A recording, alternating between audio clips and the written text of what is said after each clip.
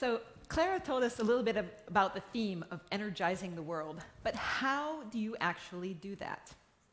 So our next panel is going to explore that, and the moderator is Linda Wertheimer. So let me say a few words about Linda. So Linda is the senior correspondent at NPR, National Public Radio in the US.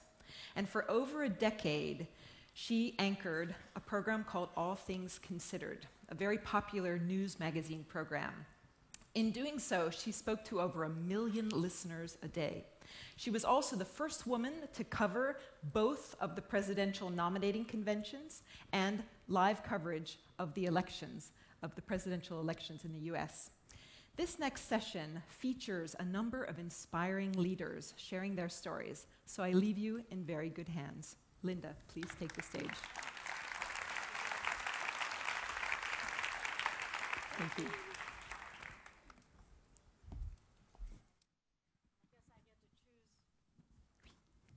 I choose a chair and a microphone. Good afternoon. Thank you all very much, and thank you for the very kind introduction.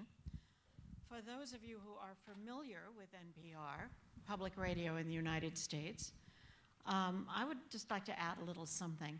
When NPR opened the doors in 1971, I was there. I was hired, one of the first people hired. I am, as my many bosses would say, a founding mother of National Public Radio. And there are 3 others who have that same distinction: Susan Stamberg, Cokie Roberts, and Nina Totenberg.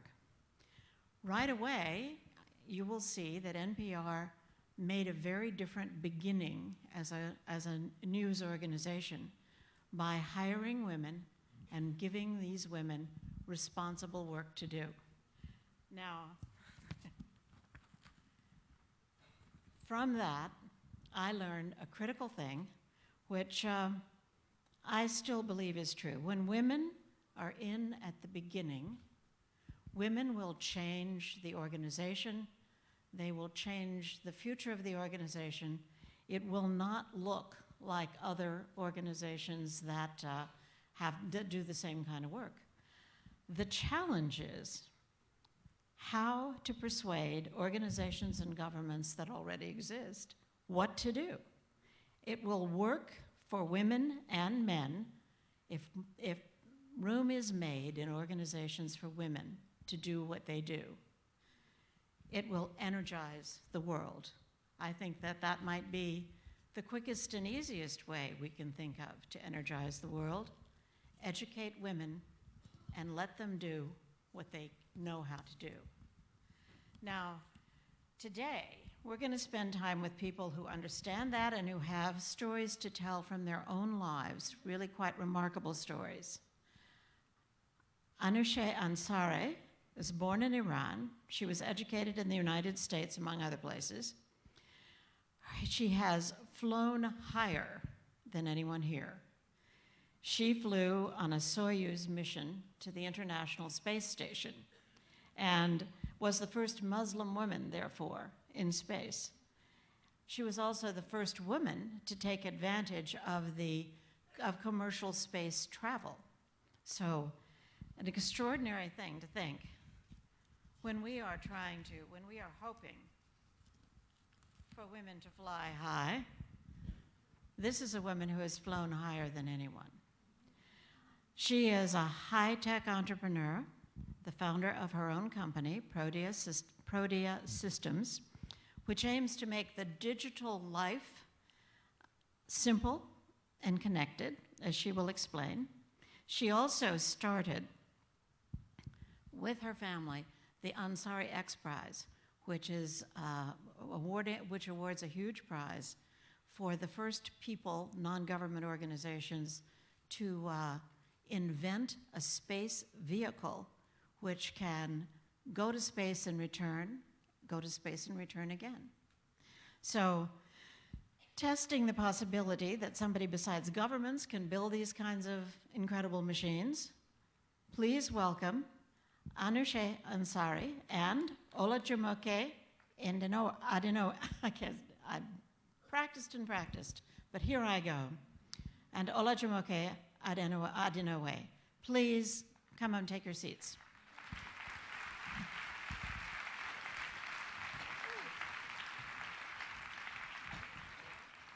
Olajumoke, let me say up front that Anousheh and Olajumoke scare me to death. I mean, these are women who are so talented and so forward-thinking that I'm dazzled at the idea of standing up here and asking them questions. Olajumoke began studying architecture at Ife University in her own country, Nigeria, when she was 14 years old. At 25, she designed the new Federal Ministry of Finance in Abuja. She, too, saw the benefits of going out on her own. She founded her own company. It's called CD Consulting. It's an architecture and design firm. And thinking ahead, she also created a foundation to inspire women and girls to enter the fields of science and technology. And that, of course, is one of the things that we will be talking about today. But she didn't stop there. She has her own radio program. She is a minister of the spiritual sort. And she has won numerous awards. CNN called Olajumoke an Africa's Starchitect. So we're going to take some time now to talk to these two extraordinary people. My first question is for Olajumoke. The two of you, the two people sitting here with me, you both believe in energizing the world by inspiring young brains. Why do you think inspiration works? Thank you for the kind introduction first. I believe that energy is an intangible, it's an invisible force that creates real, visible, lasting impact. And I believe that so much in human beings that we have a treasure within us that can be unlocked. We look at ourselves as ordinary people, but if you have someone who believes in us, someone who inspires us, we can do incredible things. And that's why I believe we should inspire others and energize the world. And you have a similar, a foundation with similar goals, particularly aimed at science and technology. Coming from a field of science and technology, I've seen how the world has evolved and how we're all so much more dependent on technology. But I also see around me there are lots of men and very small number of women involved in this field. And I know that since technology will shape the way we live in the future, I want to know more women are involved in designing these technologies that we're going to use and depend on. So I'd love to see more girls entering science and technology, engineering fields, and becoming part of the society that's designing these technologies for us to win. Now I know that both of you spend a lot of your time traveling, talking to young people, especially to young women and girls, to try to push them forward. But surely other things really matter more. Money, for example. Education, yes? No? Education, to me, is sort of a cornerstone of every single person's life. When I was growing up in Iran, I remember my mom and grandmother always told me, Anousheh, you have to study hard, and this is the key to your independence. It's the only thing that you gain and receive, and no one can take that away from you. And it will always be there. It's a resource that you will always have with you. And I now know how true that was, because no matter what happens in the world, which the world changes every day, you can be at the height of your career and everything should be maybe great, and you live in a country, everything's going great, and then the next day things change. But the only thing that you have with you that you can take no matter where you go is your education. So I think for women especially, it's a very important empowerment tool that they can have, and it's very important. Money to me really doesn't matter. I think a lot of people may start businesses for earning money, but the ones that are successful are the ones that start something because they're inspired by the idea and they want to make a change, make a difference by what they're creating. And money may come as a consequence of their success, but it's not the goal or motivation. Okay. I think education is important, but it's beyond the curriculum. It's education for me is opening up your mind to the possibilities. It's not maybe what we learn in school or something. And then for money, why we raise transformational leaders and entrepreneurs in Awesome Treasures Foundation, which is the NGO, is that I've discovered that you cannot help the poor by being one of them. So the first thing we do is to help entrepreneurial women, because we find a woman who is battered, who needs to leave, but she can't leave. She can't separate herself, give some physical distance between herself and her husband because she can't afford the rent. She can't send her children to school. So back in Africa, it becomes necessary to have a minimum amount of money just to be able to leave. But I also encourage, make sure what you're doing is something you're passionate about, and then the money will come. That's why I do AD Consulting. It's my day job to fund the NGO. So money has its uses. So do you think that private charity is the way to go? Is that how it has to be done, do you think? Without a doubt, I'm beginning to think there's a critical mass of African women. Let me talk about Africa, which I know very well. They are educated, they're middle class, they're upper middle class.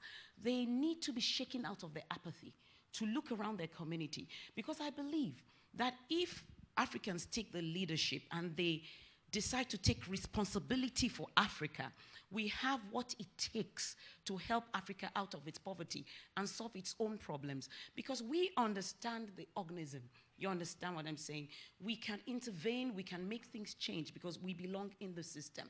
So we need to wake up and do something and take ownership of our own problems. Now, you have spent a lot of time traveling in the Middle East. Do you see, and that's one of the areas where you're trying to encourage young women to start something new. Now, do you see any reason to believe that can happen? Is it going now? Are you encouraged at all? I am definitely encouraged. I see a lot of very smart, very inspired, very powerful women emerging in Middle East, and there's a lot of interest actually in the science and technology. What I see though is there are lots of women that are going to school and getting educated in this field, but then when it comes time to building a career in it, that's when they sort of decide otherwise. That's one thing that in Middle East, because of the dedication to family, to raising a family and all that, sort of it becomes a choice whether I have a family and I dedicate myself to raising my children and making my family a good environment for my children to grow up versus having a career. And what I'm hoping that will happen over time is that they can see that both can happen together at the same time. And what would you do to push that along, you and your foundation?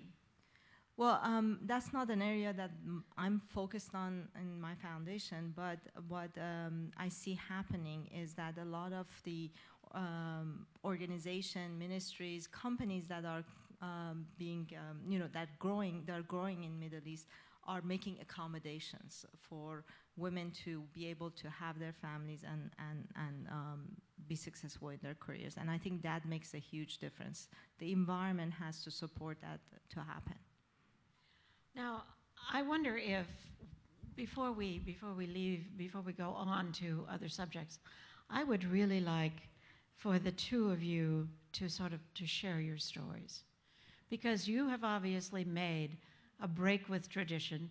You've moved out ahead of other women of your age and class. And in your home countries and in the United States, in your case, you have made some amazing decisions. Now, Sheryl Sandberg, as we all know, as many of the people in this room know, she urged women to lean in. Now, what you did is you went up, farther than anyone has ever gone, I suppose. Why? Why did you want to do that? Why did you think that would be a meaningful thing? So I grew up in Iran.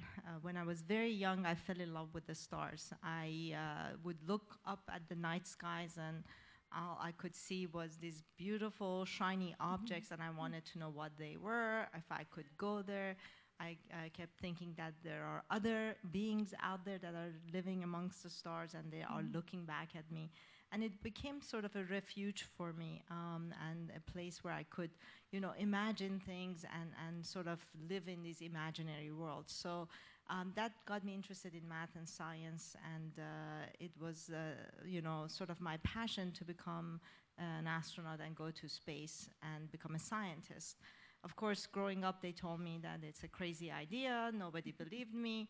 And the more they told me it's not going to happen, the more determined I was to show them that they're wrong. And when I came to the United States, I didn't even speak English. And so the chances of becoming an astronaut seem very slim. And people who come from Middle East, they know that the only careers that are sort of encouraged by parents are you can either be an engineer, a lawyer, or a doctor, and a teacher.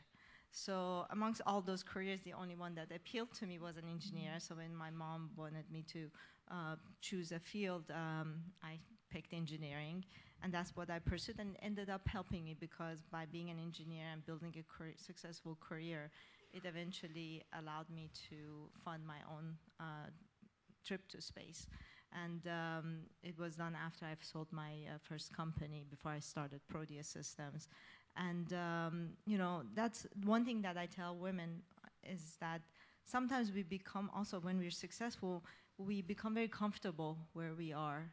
And we're afraid of taking risks because if we fail, everyone may look at us and, look down on us. And so this fear of failure sort of keeps us standing still in a comfortable place and not moving forward and taking more chances. And in my case, after being very successful, I still had this dream and I wanted to accomplish it, so I went after it, and it proved to be a great thing, and everything aligned, stars aligned, and I was able to take my dream of a lifetime. I would think I've always wanted to see the Earth whole. I'm sure many people have. But but you've done you did something that was terrifying, which I guess also must have contributed to your success. I wonder about, now here's a woman who is, as I said, entered the university at 14 to study architecture, and when she was 24, she was given the assignment of building the Ministry of Finance in Abuja. How did that happen? Why did that happen? Well, I think I'm one of those he for she beneficiaries, because my boss was the president of the International Union of Architects. And he always told me, because I was exposed to all the architects in the world, and he kept telling me he was the best designer I ever knew. So I designed, and he liked it. But that, for me, is a day job. When you asked us about what we do as stories of inspiring the world, I did that. I was sort of, architecture is how I express myself. But then Awesome Treasures is a more deliberate attempt, because I got tired of complaining. I believe that it's better to light a candle than to curse the darkness.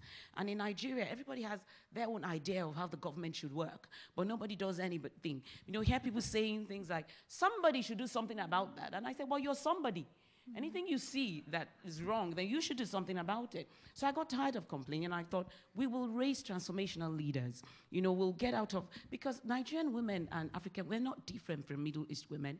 We think we have to choose. You either raise a family, stay with that, or you do your career. But I don't believe that. I think you can have it all.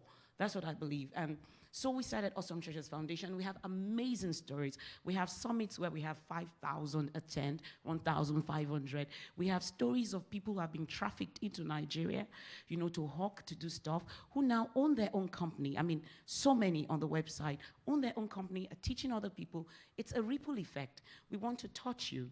You are translated, you transfer it to another woman, who transfers it to another woman, and we're hoping for a national renaissance. That's rather ambitious, isn't it? Both of these women, after their initial adventures, created their own companies. And I've always believed that one of the reasons that women do that more and more is A, because they can, but B, because they have been bossed long enough. Mm-hmm. And when they are the boss, things are different. I think your time is more flexible when you're the boss. That's just the truth. What about you? Well, my motivation was a little different. I actually worked with my husband, and when we started the company, we started it together. So I ended up being his boss, so that wasn't very interesting, change of pace. But we found a way to make it work. And for me, it was also a way of being able to express, the ideas that you have and build it and show the world how it works. So it was more of a creative decision than just being my own boss. A 2-sentence or maybe a 1.5-sentence explanation of what Prodea Systems is. Prodea System is a way for people of all ages, all sort of technical capabilities to be able to take advantage of the digital technology around them and create a connected life without having to deal with the complexity that comes with it today. Or another way to put it, I think, is that she creates these systems which hook all of the computerized tools in your household together. All the smart devices around you that measures your health, helps you manage things and control things will be all connected together. Which is a dazzling thought. Now, we have a tiny bit of time left in this section, so who wants to ask a question of either one? I mean, whoever gets the first question, the second question comes. Who wants to ask a question? Yeah, in the back there, yes?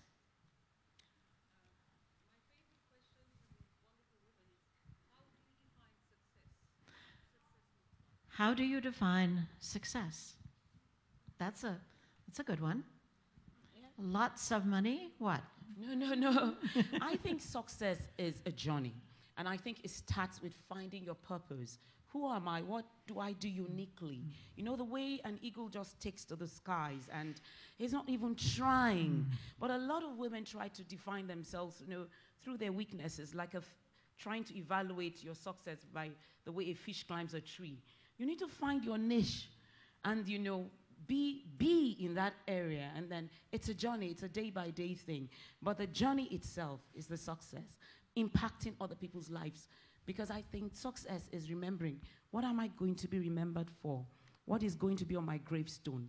And every day, I'm taking decisions that way to write my own epitaph. That, to me, is success. I think that, let me just tell you that in one of the many things that I've read that you've written, one was that you should marry the right person if you decide to marry. Something about me. Yes, if you marry, you should marry the right person. What about you? What is success? Success to me is being happy with yourself and what you've done and what you're accomplishing or you're doing every day. If you're happy about what you're doing, you're successful.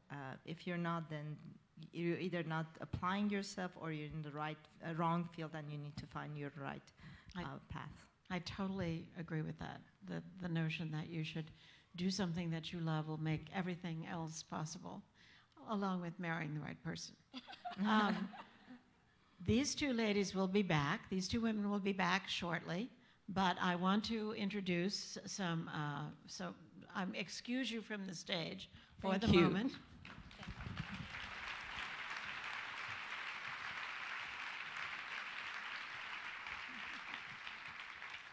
Our two superstars, very impressive. Now, the second half of our panel, I would like to introduce Mouna Sepehri, who is over here. She is Executive Vice President in the Office of the CEO at the Renault-Nissan Alliance. She was a mergers and acquisitions lawyer in New York when she was hired by Renault and came to France, where she promptly went to work on merging and acquiring, which is one of the reasons why, Renault now has two names. She is also a member of the board and of the executive committee of this enormous company. These are places, as you all know, that are occupied very seldom by women. And women are a major concern of hers, both as customers, as designers, as sellers of cars. She wants more women, and Renault-Nissan is on the track to make that kind of thing happen. So please welcome Mouna Sepehri and Michel Landel.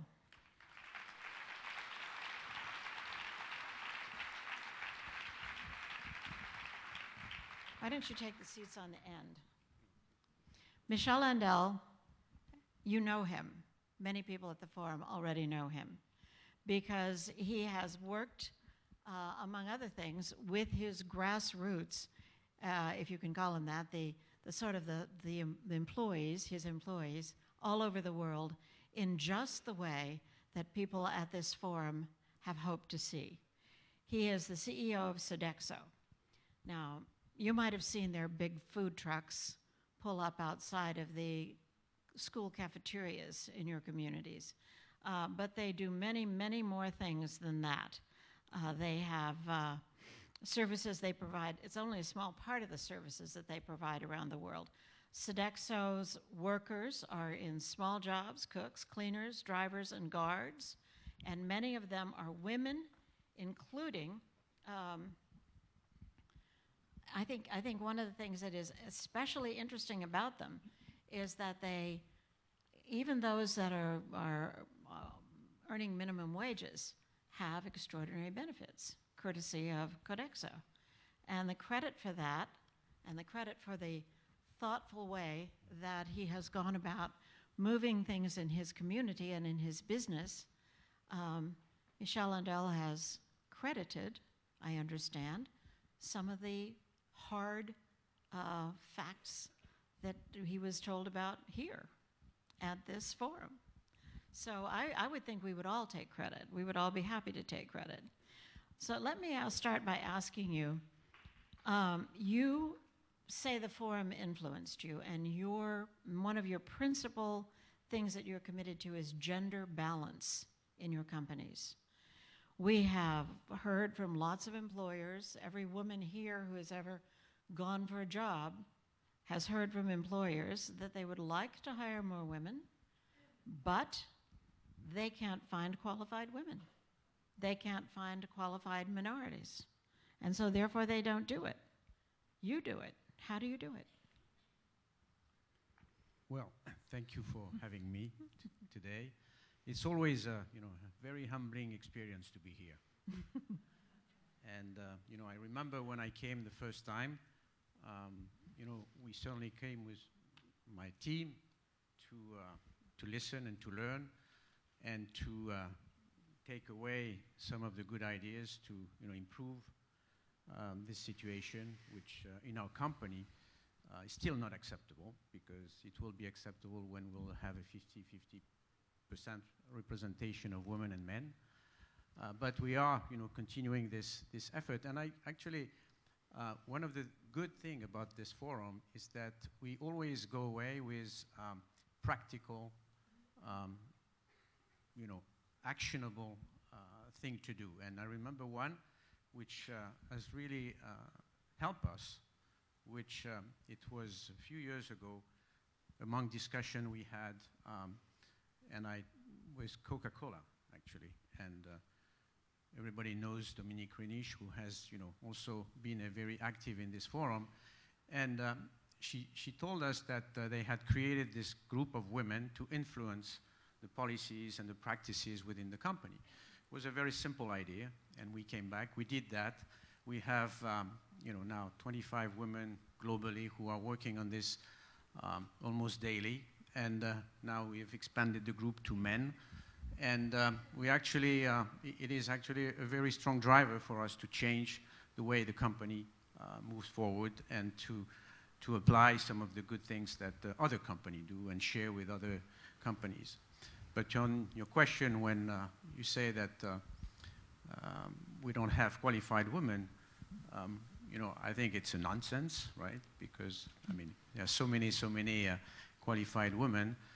I think we didn't create, the environment for them to rise. And I think we all in this room are very, very motivated and engaged to change those things. And so it's just a matter of listening, looking at, let people rise, help them, support them. And actually, there are more women on earth. They are more educated than men. So I think there is many, many opportunities here. It's fascinating, though, that you take a an attitude, which many business people have, in which you want to hire the best qualified person.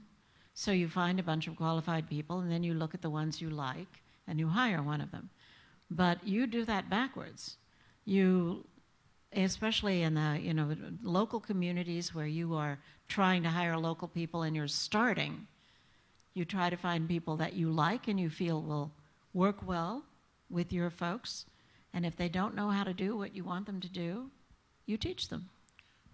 Well, we are in a people business. We employ 420,000 people in the world. 420,000 right? People? So we're really a people business. And in the services that we provide, we hire many people who have either no or very small education. So we are really, what I would call a social elevator. We create jobs. We increase the employability of people. That's our job. And actually, this is the job of a company, right? Is to move people and try to help them progress in life, and improve their well-being and and their quality of life. That's what we are here for.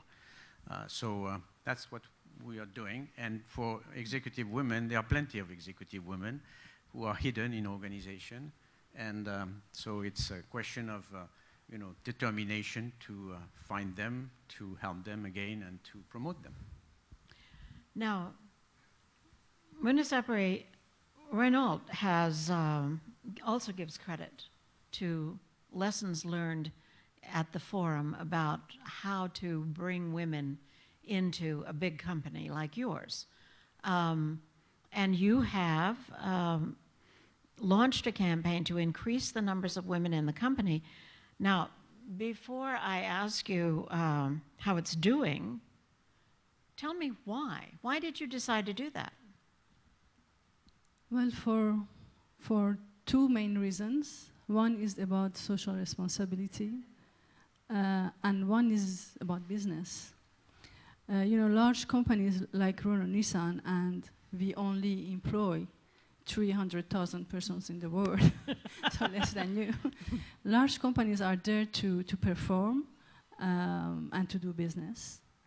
But these past years, and in particular since 2008, our different stakeholders have more expectations from us. Our clients, our employees, even our shareholders, authorities, or media expect a large company not only to do things which are good for its business, but also to do things which are good for the society. So diversity, and in particular gender diversity, is of course the right thing to do for the society, but it happens that it's also good for our business, and this is the second reason. And I can give you some facts and figures. But historically, the automotive industry is a very male-dominated industry, even today, even if you have made many progress. So you have this on one side. And on the other side, it happens that our clients are 60% women. The sales of a car around the world is influenced directly or indirectly at the level of 60% by women. So you can see that there is something wrong. So then you have to ask, why are car companies building big, loud muscle cars to sell to women who are going to drive them to school with their children on board? Exactly. Why? And design, and also the functionality, because when you do studies, you can see that women don't have at all the same expectations. When you go to a salesperson, usually, when we were studying this, women were telling us, the guy is talking to me like, I'm not, like I'm a children, like I'm a child. So we realized that it's good for the society. Of course, it's the right thing to do, and as a woman, and we had hopefully some other few women in our companies who helped us to build this, but also that it's good for the business, that there is no reason that you should only have men in the car companies where the majority of our clients are women. So for these two reasons, we have tried to change this in our company. One of the most interesting things, I think, about trying to bring women into a company, especially into an established company, is that women are generally not paid as much as men, and the people who really resent the idea of equal pay are men, who are looking at these women, these Johnny-come-latelys who come into a company and expect to be paid the same as men. Have you found it to be a problem? You are all over the world in all kinds of cultures. Is it a problem? Well, I think it's a reality, right? And you know, the world in most cultures and countries have been raised by men, so it has been fascinated by men, right? And so the job that we have to do, you know, as leaders of this big organization is to change that and to make sure that at the end of the day, you know, everybody is treated the same way. It takes time because it's not obvious. You cannot do that overnight because, again, we have companies to run. We have to continue to invest. But it is certainly a priority. And to be honest with you, in my company, we have progressed tremendously in that. The thing which I think is very critical is to give real job to women and not precarious job. And in my business, which is a service business, sometimes very not considered, right? But which is very important because these people do a very important job every day. You know, they participate to the quality of life of their customers. They need to be rewarded and they need to be recognized through, of course, salaries and benefits, but also through, you know, knowing that they do something important. And so it is very important for the management of Sodexo and people to give sense to the job that people do and, you know, recognize them for the value that they bring, right? But many of your employees are cooks, they're cleaners, they're guards, they're drivers. These are not high-wage kinds of... We have a few engineers. So, how do you tell your stockholders, look, we're going to pay these people more money. We're going to give them more benefits. And they say, wait a minute, what about my money? Well, you know, this is the challenge of all the companies in the world, right? To balance, you know, the needs of the shareholders, the employees, and the clients, right? So we're not different. In our business, where we pay, you know, relatively low salary because it's, you know, we pay a little bit more than minimum wage, actually. The important is to give benefits, of course, but also, you know, people need to know what they do. They need to understand what the job that they do is important, can make a difference, and belong to, you know, to an organization who care, right? And who also give them a purpose. So that's what we're trying to do. And in our business, you know, the complexity of our business, it's very, very, a lot of people, you know, spread all over the world in small teams. And the challenge we have is to find the right managers, you know, to motivate them and to give sense to what they do, right? I'm very impressed with the idea that Renault has started at the top with some of these efforts to bring more women into the country, with the board of directors, with the executive committees, with those places where women hardly ever get to go. You're doing work at the bottom, but you're doing big work at the top, it seems to me, from looking at the company. Why are you doing that, and does that work? Well, you know, Michel, you thought it's about motivation, you know, because the issue is to, of course, to attract female talents. And we are a company, we have mostly engineers. So we have to attract young students to our company. But then the other challenge is to motivate them in order to retain them within the company. So if you want to do that, you have to show them that they can grow and they can have a nice career if they wish so.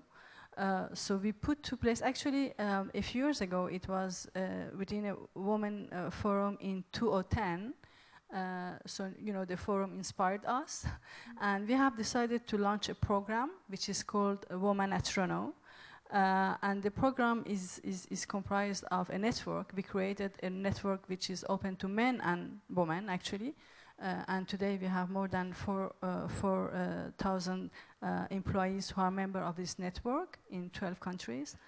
And then we launched also a program for HR processes in order to retain these ladies and to motivate them and to retain these talents. And we did few things. We put some targets. For example, we noticed that around the world, according to the different fields, you have around between 20 and 30% of female in the university engineering field. So we put a target to hire at least 30% of our engineers shall be women. And then we put in place some other processes in order to motivate them, the equality of compensation, and to put at least one woman in the succession plan of all the position in the company, including key position.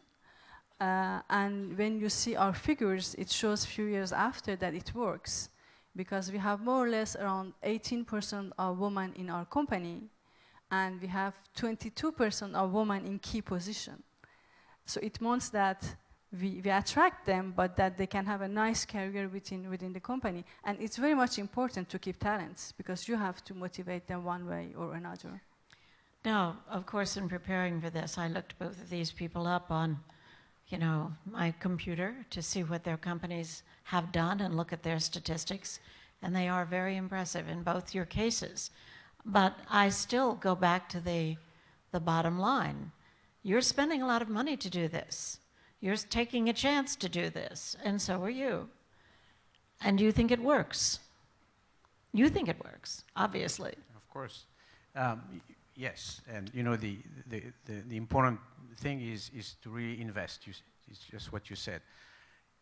When generally we have issues, the way to resolve issues is to invest and to set objectives. So it's exactly the same case. You know, this is a business case, and frankly, if you put the right resources, you invest, and you don't give up, generally it works. But it's a long journey, because it's a massive change of society.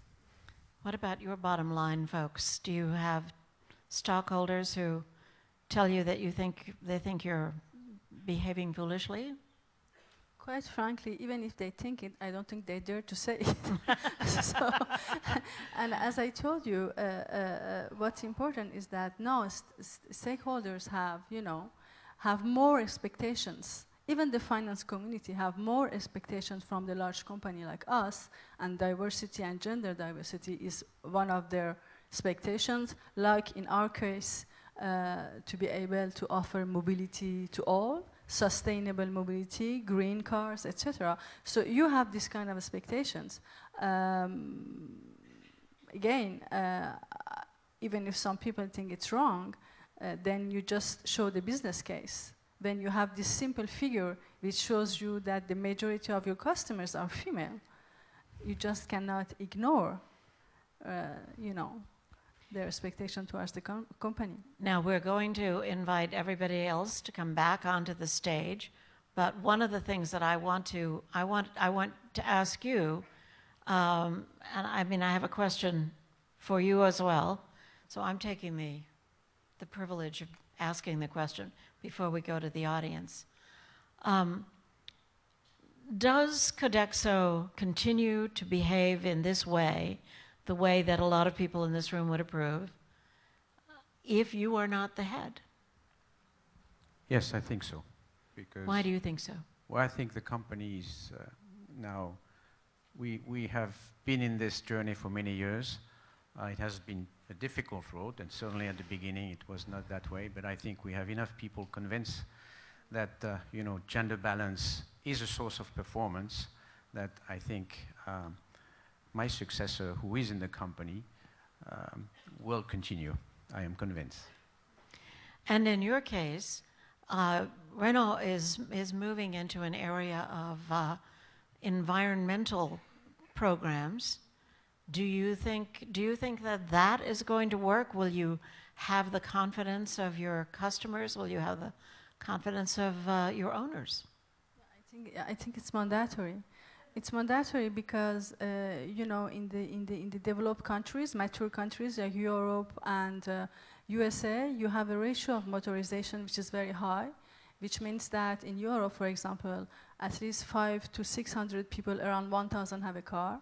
In USA, you have 800 people out of 1,000 which have a car.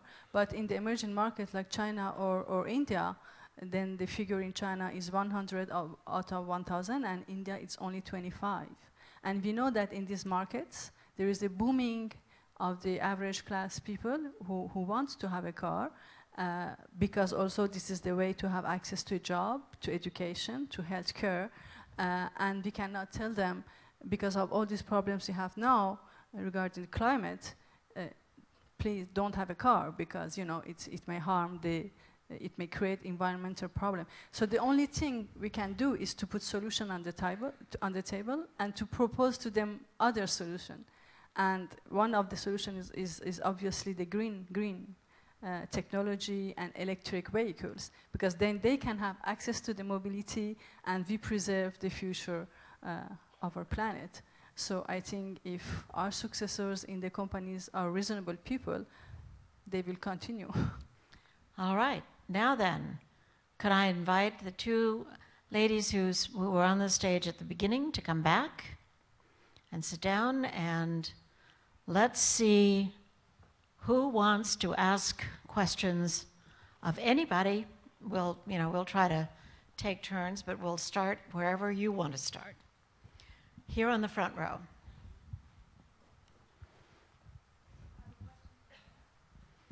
For Mouna Ansari.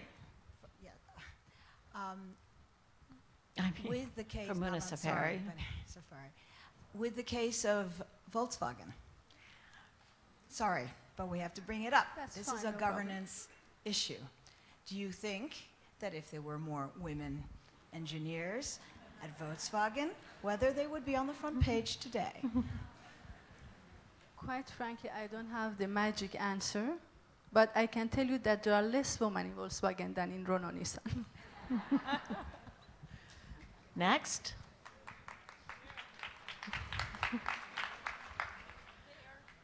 I can't. Hi, I'm here.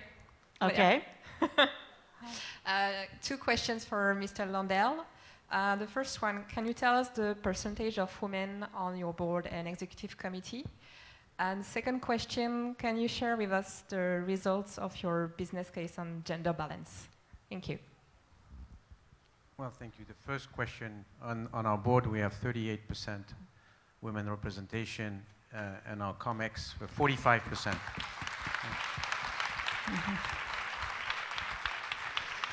And to answer the second question, we wanted to reinforce our convincing argument to convince people that gender balance is a very strong business case. So we did a survey within the company, and we surveyed 50,000 managers, and we discovered, if you will, that if we have a women representation between 40 and 60% of the management, we had better results in terms of employee engagement, which for us is a very strong driver of progress, a better retention of our clients and customers, and better profitability.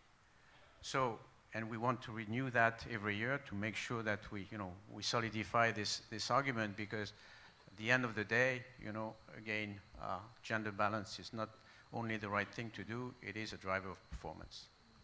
So doing well by doing good. Who has a question? Back here. I have two questions, please. One for Mrs. Mouna in the car industry and one for Mrs. Adenowo.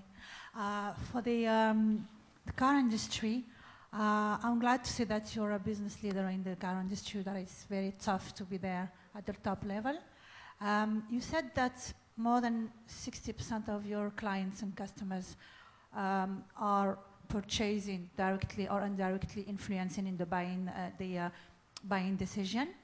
My question is about the handbags in the cars. I think this is your second question? No, that's my first question. Okay, I'm sorry. How come there is so far no company, no car industry company that is giving a place for setting your handbag? You have to set it in the rear floor or set floor. And you said that 50% are women working at Renault, so are there any designers, female in Renault? Okay. So Actually, that's a very good question. And I have a very practical answer. You know, maybe thanks to this program, but also thanks to the fact that we have talented women at Renault. We have launched our latest crossover a year ago, actually 2 years ago, 18 months ago. The name is Capture. It happens that for the first time in the history of Renault, the team who made Capture, who designed, developed, engineered, manufactured, and sold Capture is half-half. 50% of the team, and this is the first time, is female. Well, it happens that because we had these ladies in the team, they proposed some very practical solutions for this car. And I invite you to try Capture. I don't know if you have one in Deauville because we provided some car for the forum. But if you have some Capture in Deauville, please go and try it. Because one of the things they propose is for the handbag. No, because we have all the same problem, So you have this glove box which is next to the driver, so it's bigger, it's more visible, and you can reach it much more easily, and it's for the handbag of the ladies. And not only, because they propose some other very practical solution. I just give you another one because I don't want to take too much time. Is for the cover seat. The cover seat, you have a zip collection. So it means that you can unzip the cover, wash it, even hand wash, and put it back again. So if you have children, you know that how difficult it is. And all these very practical solutions came from the ladies in the team.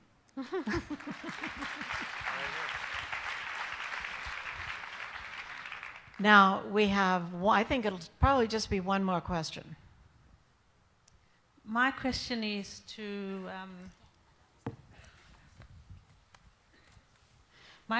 addressed to Mrs. Adenowo. I want to find out how you came to be an architect at the age of 14. You studied architecture at the age of 14, and also what advice you have for young career women or professionals who are trying to make their mark in a male-dominated workplace, or in the African setting where you know that the elders are usually right and you cannot challenge the way of doing things. I think I came to study architecture at 14. My parents are professors, both of them. My mother is a criminologist and my father is a professor of history. But I skipped a few classes, that's why. So I ended up entering university at 14. What advice do I have for women in Africa especially? Get ready to work 4 times as hard as men. That's what, yes, you must work 4 times as hard to even be noticed. But my advice is this: don't go complaining that, is it because I'm a woman? Be so good that it's in the self-interest of the firm to let you, do the job. They chose my design because it was obviously the best. It would be shooting themselves in the foot not to use it. So that was it. You just have to. And then you need to give extra, determine very quickly. I'm a woman, and being a woman is not a disability. My parents forgot to remind me that there was something wrong about being a woman. So I was. And then I'm a woman, but I'm going to express what is within me. I owe it to myself. I owe it to my society. I look at you, as a package to the world. And until the world unwraps what is in you and you express, then you haven't done it yet. You haven't lived. That's the way I see it.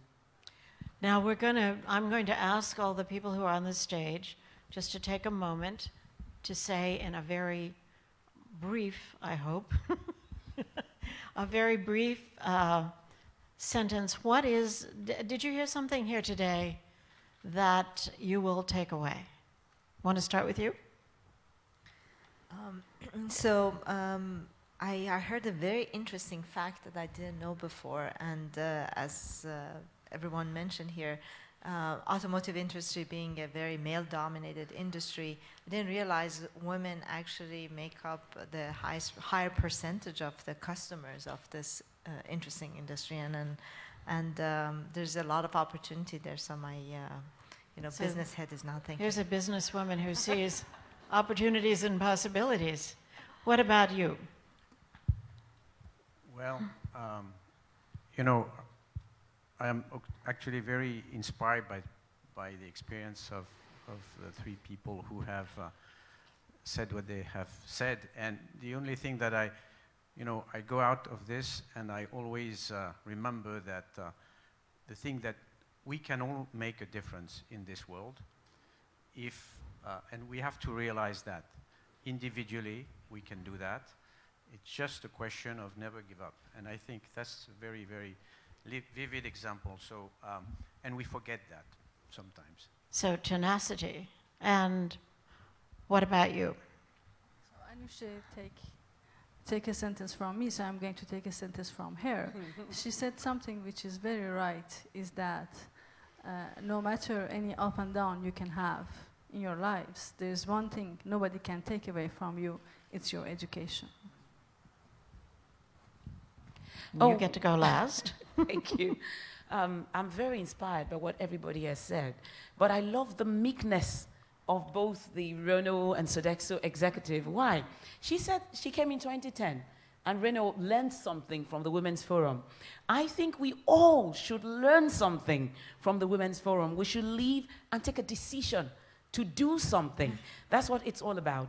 I also see that for mankind not to empower and energize women, it's like fighting with one hand strapped behind your back. I don't think it's ever going to be possible. Human beings, the planet Earth will never solve its problems for as long as over 50% are not energized and empowered. So it's in the self-interest of both men, the UN, governments, businesses, to make sure that women are empowered. We're critical to the success of the planet.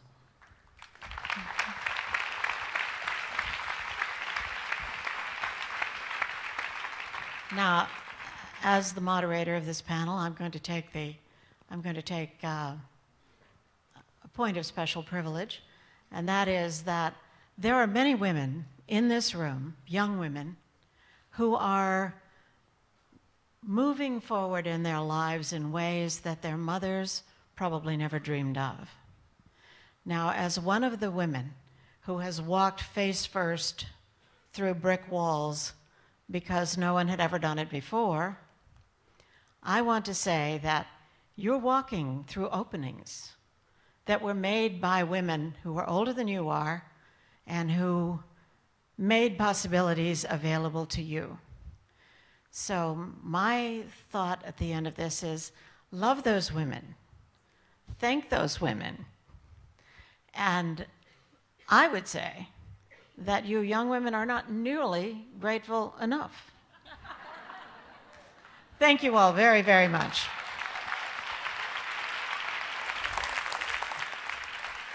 Wonderful.